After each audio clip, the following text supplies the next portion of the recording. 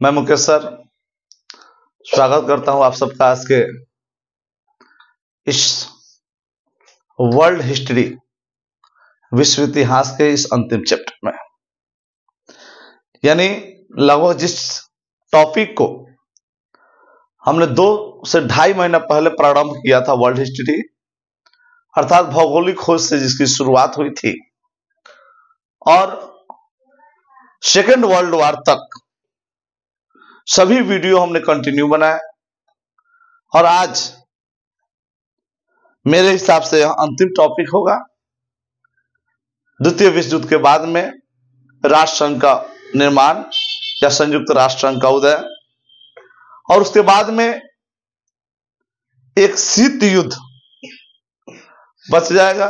तो शीत युद्ध कभी भी थोड़ा सा उसको ढंग से कंटेंट तैयार करके मैं आऊंगा, लेकिन वर्ल्ड हिस्ट्री का जो पार्ट है यह अंतिम पार्ट है। इसको आज हम खत्म करेंगे और उसके साथ वर्ल्ड हिस्ट्री खत्म हो जाएगा। वर्ल्ड हिस्ट्री के बाद में हम यूरोपीय देशों का भारत आगमन देखेंगे जो आगे शुरू होगा। चलिए हम सबसे पहले देखते हैं कि क्या आवश्यकता पड़ी कि जो पूर्व में एक राष्ट्र संघ था, लीग ऑफ नेशन, याद होगा लीग ऑफ नेशन, जो प्रथम विश्व युद्ध की समाप्ति के बाद में, यानी इसको राष्ट्र संघ कहा गया था, लीग ऑफ नेशन। प्रथम विश्व युद्ध की समाप्ति के बाद में इसका गठन हुआ था, लेकिन यह युद्ध रोकने में कारगर नहीं हुआ, बल्कि द्वितीय विश्व युद्ध का कारण ही बन गया, क्योंकि उसमें बहुत सारी खामियां थी। विजयी राष्ट्रों का उसमें मनमाना चला था, दबदबा चला था और कमजोर राष्ट्रों को सताया गया था, जिससे तंग आकर के द्वितीय विश्व युद्ध हुआ। लेकिन द्वितीय विश्व युद्ध के इस नरसंहार के बाद में समस्त राष्ट्र अब सचेत हो गए कि वह भूल फिर से नहीं हो, ताकि फिर से युद्ध की नौबत आई। और इस उद्देश्य से 24 अक्टूबर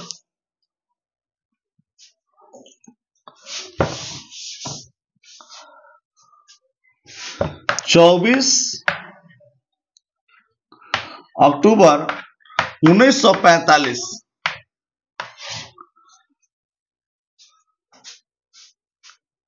को अमेरिका में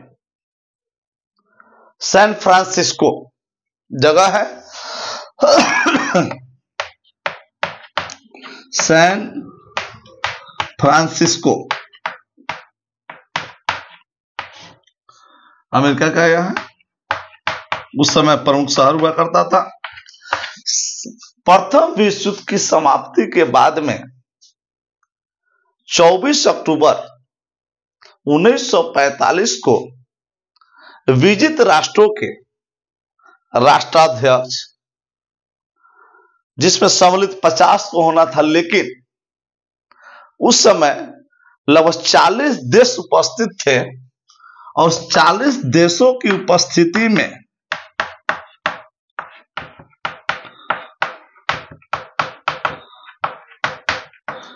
इस ऑर्गेनाइजेशन यानी संघ या संस्थान, जिसको यूनाइटेड नेशंस कहा जाता है, संयुक्त राष्ट्र कहा जाता है, और एक संगठन है, इसीलिए हम इसमें ऑर्गेनाइजेशन या संघ लगा देते हैं। इसका वास्तविक नाम जो है यूनाइटेड नेशंस ही है और हिंदी में संयुक्त राष्ट्र ही है, यूएन भी कहते हैं। लेकिन इसको पूरे संगठन को, यानी यह सबसे बड़ा विश्व स्तरीय एक संगठन है, इसलिए इसमें ऑर्गेनाइजेशन लगा हुआ है और इसको हम लोग यूनाइटेड नेशंस ऑर्गेनाइजेशन कहते हैं और उसका गठन हुआ। और जो समय वहां लोग उपस्थित थे, उन लोगों ने सिग्नेचर किया, भारत भी वहां उपस्थित था।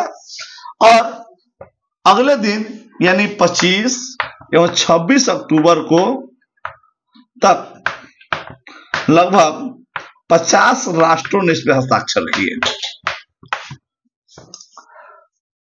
और 50 राष्ट्रों के संगठन हस्ताक्षर के साथ यह कंप्लीट माना जाता है कि 26 तारीख को यह संगठन जो है कंप्लीट रूप में आया, यानी लिखित और हस्ताक्षरित।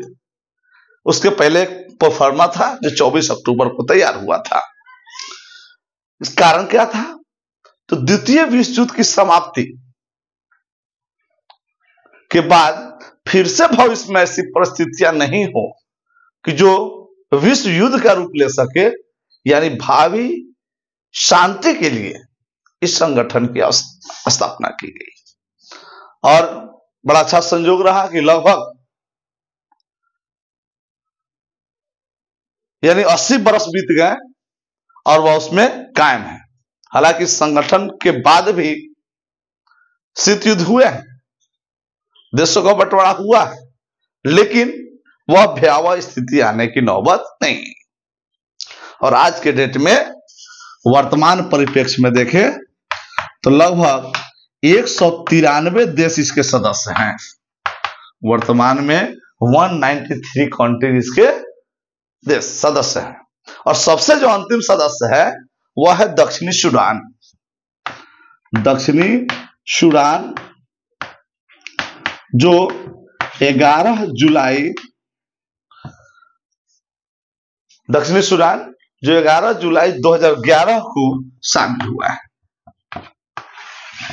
यानी सबसे अंतिम देश 193वां देश है, 193rd कंट्री इसको माना जाता है। तो सबसे नया सदस्य हो गया। अब इसका मुख्यालय देखेंगे। इसका मुख्यालय जो है संयुक्त राष्ट्र का, वह न्यूयॉर्क में है। संयुक्त राष्ट्र का मुख्यालय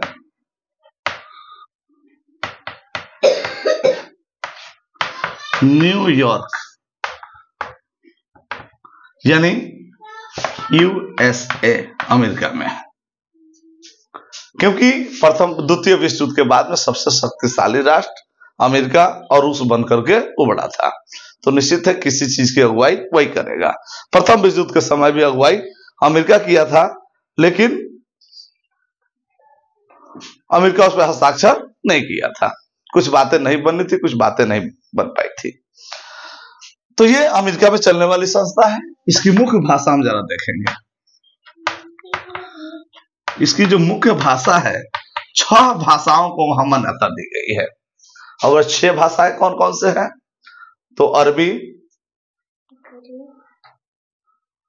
चीनी अर्थात अरबी भाषा, चीनी भाषा, अंग्रेजी भाषा, फ्रांसीसी भाषा,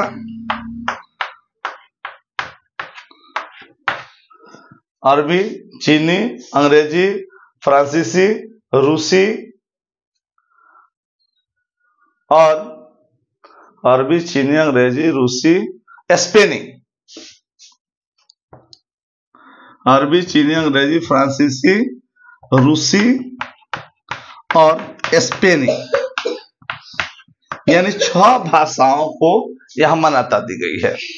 लेकिन प्रारंभ में इसके केवल 4 भाषा थे और 2 भाषा अरबी और स्पेनी को 1973 में शामिल किया गया।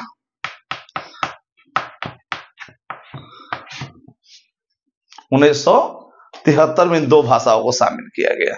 लेकिन समस्त राष्ट्रों की मांग है कि इसकी जो बोलचाल की 6 भाषाएं जो रखी गई है, उसको कुल मिलाकर के 1 भाषाएं कर दी जाए। मांग ये है ना, कि अंग्रेजी को एकमात्र वहां की भाषा रखा जाए। एकमात्र भाषा की मांग है,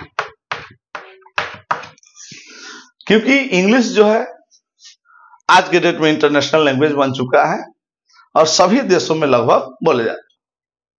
तो मांग है कि इंग्लिश को कर दिया जाए। लेकिन एक चीज और है, वहां की जो प्रोसेस या ऑफिशियल जो लैंग्वेज है, उसमें इंग्लिश और फ्रांसीसी लैंग्वेज का ही प्रयोग होता है।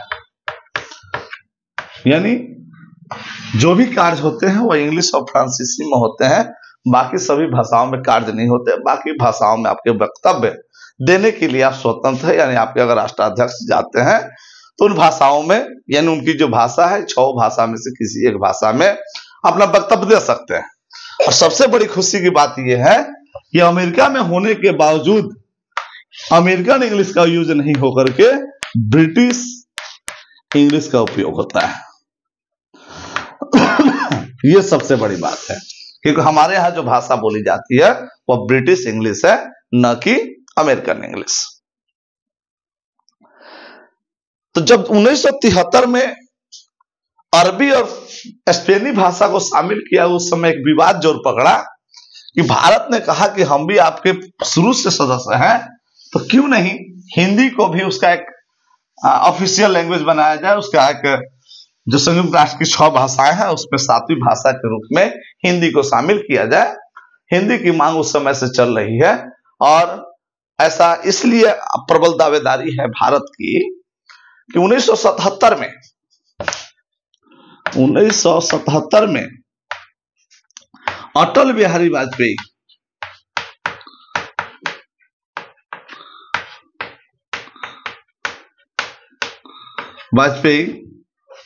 अब जरा सोचिए, 1977 में भारतीय राजनीति में विपक्ष में हुआ करते थे अटल बिहारी वाजपेयी, और उस समय मोरारजी देसाई देश के प्रधानमंत्री थे, और वे प्रधानमंत्री जनता दल से हुआ करते थे, यानी गैर कांग्रेसी थे। और इनका पार्टी कोई संघ चलता था, जनसंघ।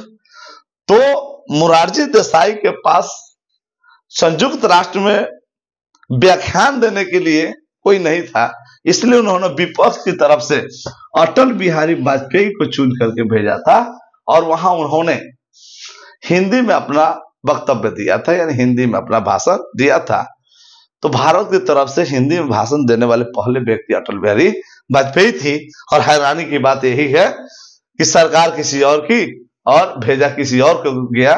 ये थी अटल बिहारी वाजपेयी की अपनी व्यक्तिगत छवि, यानी अपने दल में तो मशहूर थे ही, प्रतिष्ठित तो थे ही, विपक्ष में भी सम्मानित थे। इसके अतिरिक्त 2014 और 2015 2 बार नरेंद्र मोदी अपना हिंदी में भाषण दिए, और 1 बार सुषमा स्वराज 2015 में ही सुषमा स्वराज संयुक्त राष्ट्र में अपना भाषण हिंदी में दे चुकी है। इसलिए ज्यादा जोर है, भारत कहना है कि एक विश्व स्तरीय भाषा बन चुकी है मॉरिशस, जहाँ की लैंग्वेज भोजपुरी है, यानी हिंदी, देवनागरी उसकी स्क्रिप्ट है। तो बहुत सारे देशों में हिंदी बोले जाते हैं और हिंदी भाषी लोग भी हैं, तो इनकी प्रबल दावेदारी है भी। अब थोड़ा सा हम देखेंगे, ये तो एक स्वरूप हुआ, हम देखेंगे कि आखिर इसका उद्देश्य क्या था, आज के डेट में क्या उद्देश्य है। उस समय जो तत्कालीन उद्देश्य ये था कि भविष्य में युद्ध नहीं हो, युद्ध की संभावनाएं हम नहीं उत्पन्न होने दें, यह सोच करके उसकी स्थापना की गई थी। लेकिन आज के डेट में इसका क्या उद्देश्य है? इसका मुख्य उद्देश्य है युद्ध को रोकना, यानी किसी प्रकार का युद्ध नहीं हो, ना युद्ध की संभावना बने। दूसरा, मानवाधिकार की रक्षा करना, मानवाधिकार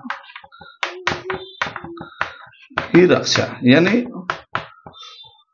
ह्यूमन राइट्स, यानी इसके अंतर्गत आता है कि मानव संपत्ति की क्षति नहीं हो। उसके अलावा अंतर्राष्ट्रीय कानूनी प्रतिष्ठा बना के रखना, या अंतर्राष्ट्रीय कानूनी प्रक्रिया की जिम्मेदारी भी इनकी है।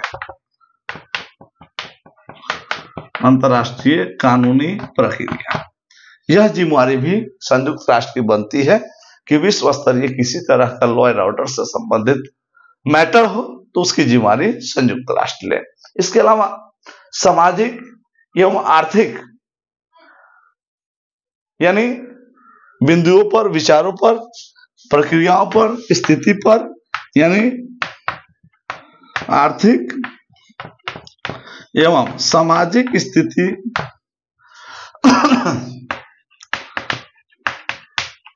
स्थिति में समानता बनाए रखना।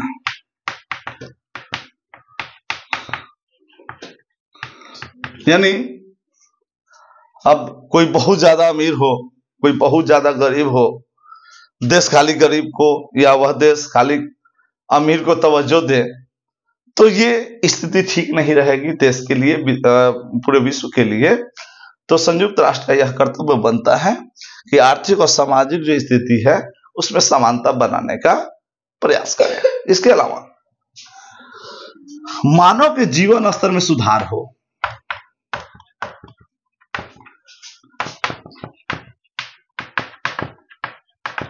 यानी विश्व के मानव का जीवन स्तर कैसे सुधरेगा, इसकी पहल करने की जिम्मेदारी भी संयुक्त राष्ट्र की है। उसका काम पहल करना है, खर्च तो उस देश के पास जो अपनी आर्थिक स्थिति को उसके अनुसार करेगा, या समय समय पर संयुक्त राष्ट्र आर्थिक रूप से भी सहयोग करती है। इसके अलावा कोई ऐसी बीमारी पूरे विश्व में फैल जाए, यानी विश्व स्तरीय बीमारियों से निपटना, जैसे अभी आपने कोरोना देखा, इस कोरोना में वाकई जो संयुक्त राष्ट्र का कदम रहा वह सराहनीय रहा। यानी यह एक विश्व स्तरीय, इसको महामारी कहें, बीमारी कहें, तो विश्व स्तरीय जब भी कोई बीमारी होगा तो उस पर संयुक्त राष्ट्र पहल करती है और मानव या जीवन की क्षति होने से बचाती है। साथ ही सदस्य राष्ट्रों को, जो सदस्य राष्ट्र हैं, उनको अंतर्राष्ट्रीय स्थिति से अवगत कराना, अर्थात यानी जो सदस्य राष्ट्र है अंतर्राष्ट्रीय स्थिति जो भी हो उससे अवगत कराते रहना, या अंतर्राष्ट्रीय चिंतन याद दिलाना।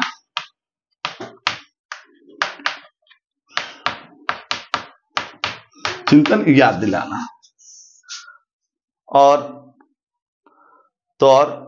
यहां तक कि अंतर्राष्ट्रीय मामलों में भी उसका हस्तक्षेप होना, यानी किसी तरह की जो अंतर्राष्ट्रीय मामले हैं, अंतर्राष्ट्रीय मामलों से निपटना, यानी ये सारे जो यानी कर्तव्य हैं या उद्देश्य हैं, ये संयुक्त राष्ट्र के हैं और हर संभव लगभग संयुक्त राष्ट्र यह प्रयास करता है कि हम इससे निपटे। यानी विश्व स्तरीय या एक क्या कहते हैं इंटरनेशनल लेवल के संस्थान होने के नाते अपने कर्तव्यों से पीछे नहीं हटता है और इसके जो सहयोगी राष्ट्र, जिसके मुख्य राष्ट्र हैं, वे सहयोग भी करते हैं। अब हम देखें क्या संयुक्त राष्ट्र अकेला यह सभी कार्यों को निष्पादित करती है? तो नहीं। संयुक्त राष्ट्र के मुख्य अंग यानी प्रमुख 6 अंग हैं इसके, और 6 अंग मिलकर के कार्य करते हैं। यानी कोई भी अकेला किसी कार्य को संपादित नहीं कर सकता है। तो सबसे हम चलते हैं 6 अंग को देखते हैं। सबसे पहले हम देखते हैं महासभा। महासभा, इसको हम लोग जनरल असेंबली बोलते हैं। जनरल असेंबली, महासभा, जनरल असेंबली, और यह अंतर्राष्ट्रीय मुद्दों पर यहां चर्चा होती है और इसी महासभा में प्रत्येक वर्ष अंतर्राष्ट्रीय स्तर की बैठक बुलाई जाती है जिसमें सभी राष्ट्रों के राष्ट्राध्यक्ष उपस्थित होते हैं। यानी 1 सितंबर के लगभग में, और फिर जब आवश्यकता होती है तब इसकी बैठक कराई जाती है। यानी महासभा में ही 193 देशों के प्रतिनिधि उपस्थित होते हैं। इसके अतिरिक्त यह अंतर्राष्ट्रीय मुद्दों अधिवेशन बुलाना 2 इसके प्रमुख कार्य हैं। दूसरा हम देखेंगे, दूसरा जो है वह है सुरक्षा परिषद, सिक्योरिटी काउंसिल। सुरक्षा परिषद, या इसको हम लोग सिक्योरिटी काउंसिल बोलते हैं।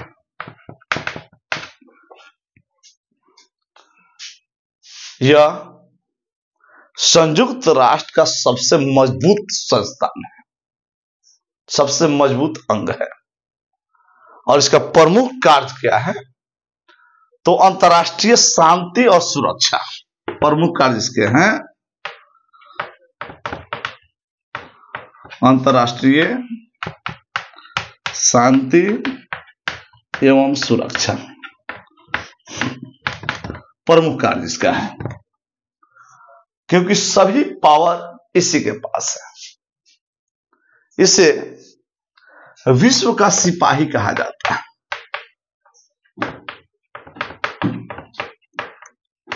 विश्व का सिपाही कहा जाता है कि पूरे वर्ल्ड में सुरक्षा की जिम्मेदारी इन्हीं के पास है।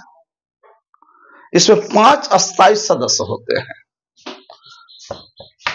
यानी अस्थायी सदस्यों की संख्या इसमें 5 है। और यह 5 द्वितीय विश्व युद्ध के विजेता राष्ट्र थे। कौन? एक चीन, फ्रांस, रूस, ब्रिटेन और अमेरिका, यानी 5 जो उस समय के शक्तिशाली राष्ट्र थे, ये उसके अस्थायी सदस्य बने। और इसी 5 राष्ट्रों के पास वीटो पावर है। वीटो पावर और यही वीटो पावर भारत चाहता है कि हमें भी प्राप्त होना चाहिए, हमारे पास भी वीटो पावर होना चाहिए। और यह शायद हमें नहीं लगता है कि भारत की मांग पूरी होगी, क्योंकि वीटो पावर वो पावर है कि किसी अंतर्राष्ट्रीय मुद्दे पर, किसी 2 राष्ट्रों के बीच के मुद्दे पर अगर मान लीजिए 4 राष्ट्रों ने सहमति दे दी और एक ने सहमति नहीं दी, तो वो जो मैटर है वो वहीं क्लोज हो जाएगा। यानी किसी मुद्दे पर किसी एक की अगर असहमति होती है तो पूर्ण असहमति मानी जाएगी। यानी ये बहुत बड़ा एक पावर है, यानी वह अधिसूचना कभी जारी नहीं हो सकती है। और यही वीटो पावर भारत चाहता है, लेकिन यह भारत की शायद मांग पूरी नहीं की जा सकती है। इसके अतिरिक्त इसमें 10 अस्थायी सदस्य होते हैं। और ये जो अस्थायी सदस्य होते हैं, यह 2 वर्षों के लिए चुने जाते हैं और 2 वर्षों पर इनमें बदलाव होते रहते हैं।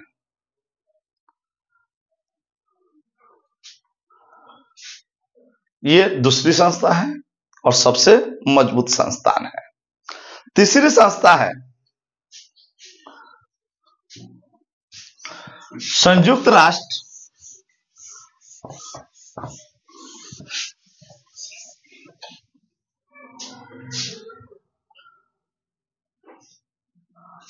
तीसरी है संयुक्त राष्ट्र आर्थिक एवं सामाजिक परिषद।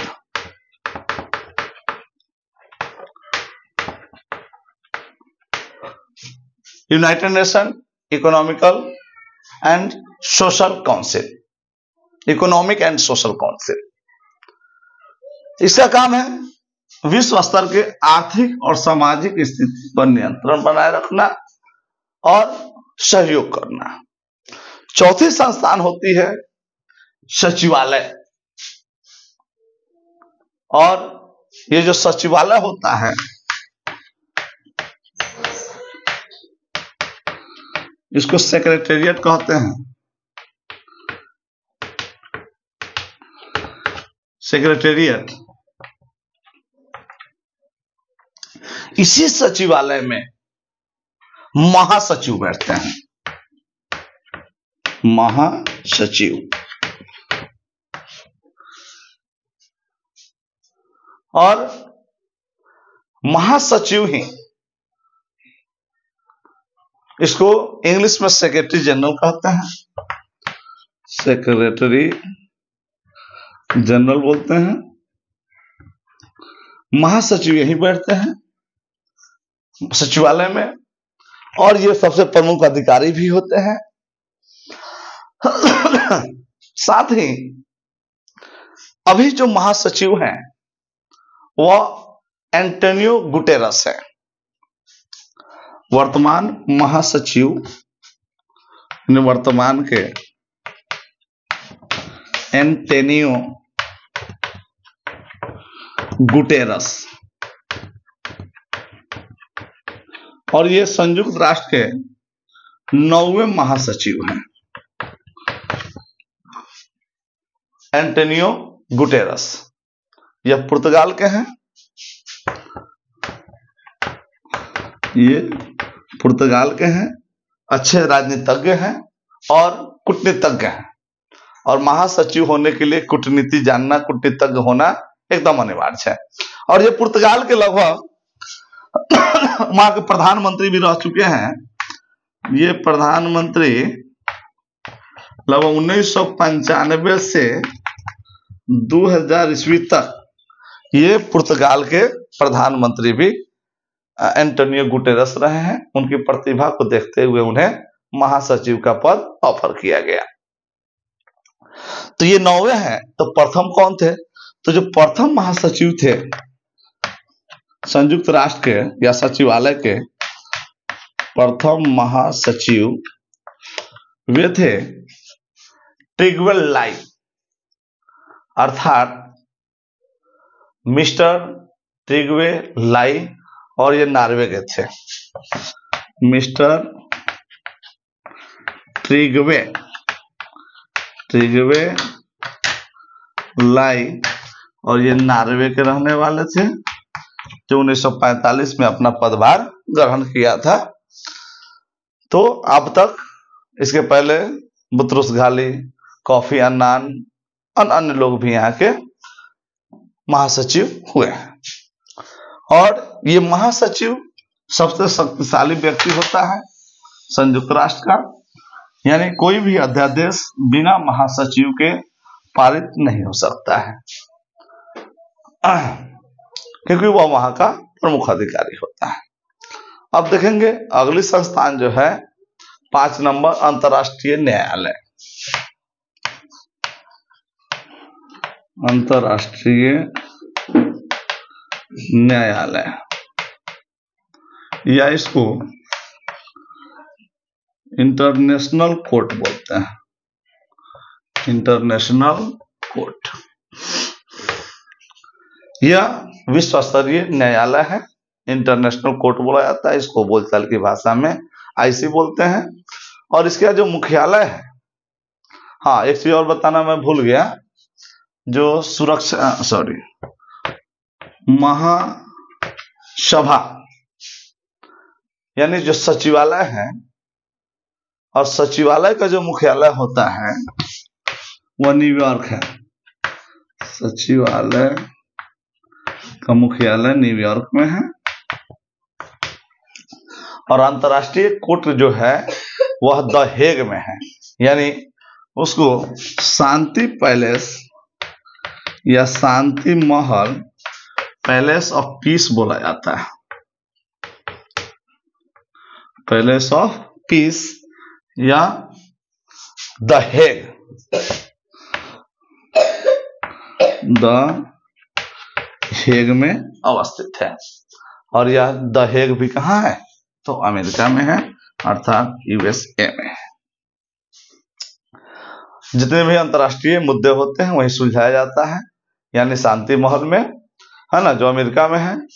और प्रधान यह न्यायिक अंग है।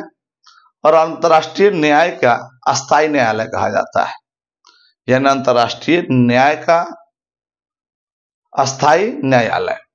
इसके बाद एक अंतिम भाग होता है, वह होता है संयुक्त राष्ट्र न्यास परिषद। न्यास परिषद यह ट्रस्ट होता है और इसी ट्रस्ट के माध्यम से यानी ट्रस्टशिप काउंसिल भी इसको बोला जाता है, ट्रस्टशिप काउंसिल। और यही काउंसिल जो है इसका जो फाइनेंशियल इकोनॉमिकल जो स्थिति है, जो खर्चे हैं, वह इसी से संचालित होता है, क्योंकि संयुक्त राष्ट्र के पास आय का कोई साधन नहीं है। एक ट्रस्ट है जो मजबूत राष्ट्रों से उसमें दान लिए जाते हैं और कमजोर राष्ट्रों को हेल्प किए जाते हैं। तो इन सब के अतिरिक्त भी बहुत सारी संस्थाएं हैं जो स्वतंत्र रूप से काम करती है, जैसे UNESCO, world bank, international health organization, है ना। इसके अलावा ITU इंटरनेशनल टेक्नोलॉजी ऑर्गेनाइजेशन है, इंटरनेशनल लेबर ऑर्गेनाइजेशन है, खाद्य प्रशासन है, यानी इसके अतिरिक्त भी लगभग 10 संस्थाएं हैं जो स्वतंत्र रूप से काम करती हैं। तो आज के लिए इतना ही, और इसके साथ ही मेरा वर्ल्ड हिस्ट्री का जो सीरीज था आज खत्म होता है। हाँ, कुछ नई चीजें होंगी तो उसमें अपडेट किया जाएगा। धन्यवाद।